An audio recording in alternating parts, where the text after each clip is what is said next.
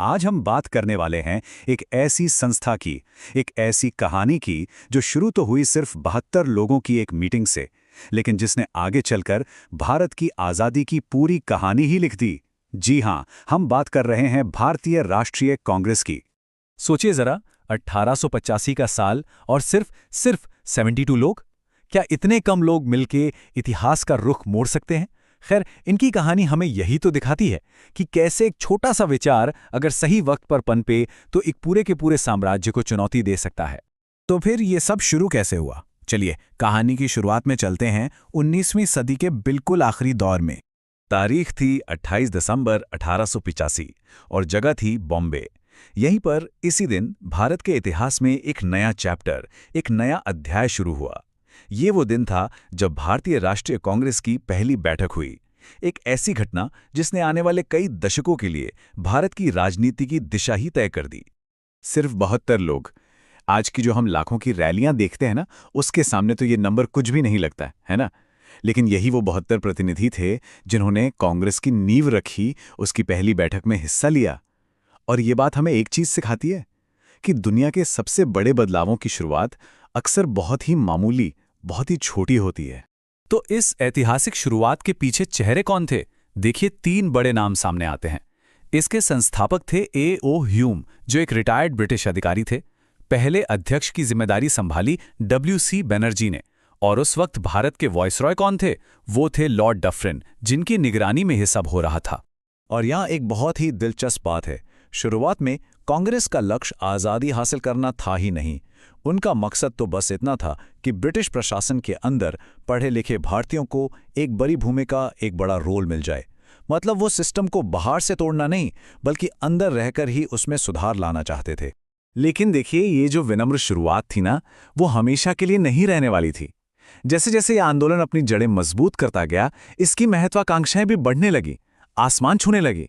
अब बात सिर्फ अर्जियों और याचिकाओं तक सीमित नहीं थी। अब लक्ष्य बन गया था स्वशासन।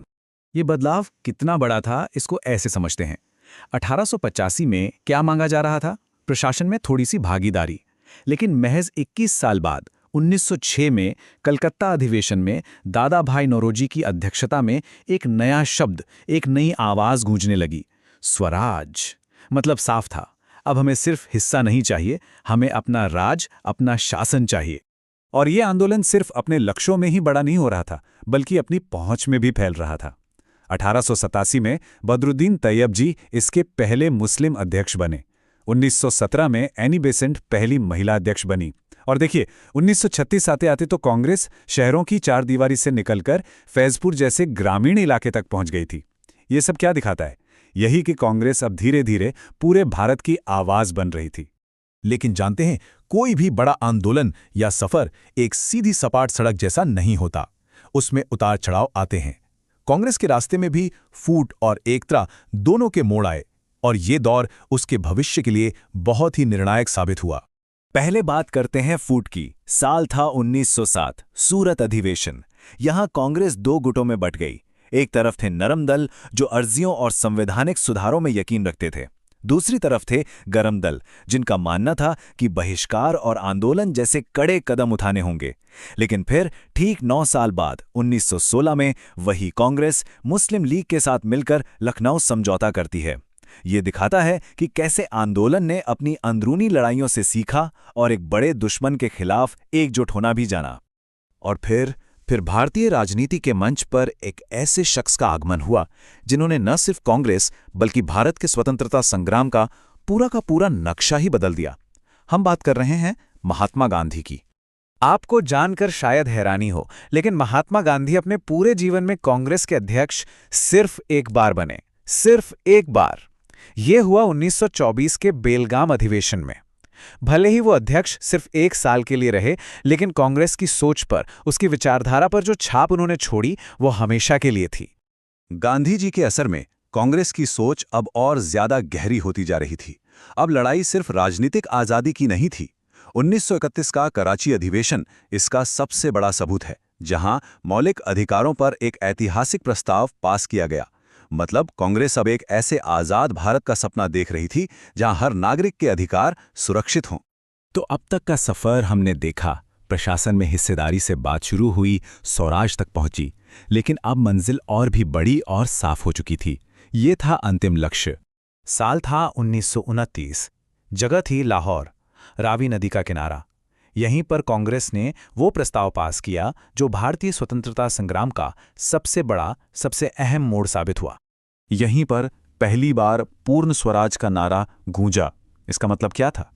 एक ही मतलब था, कंप्लीट इंडिपेंडेंस, पूर्ण स्वतंत्रता। अब किसी समझौते या डोमिनियन स्टेटस की कोई गुंजाइश नहीं थी।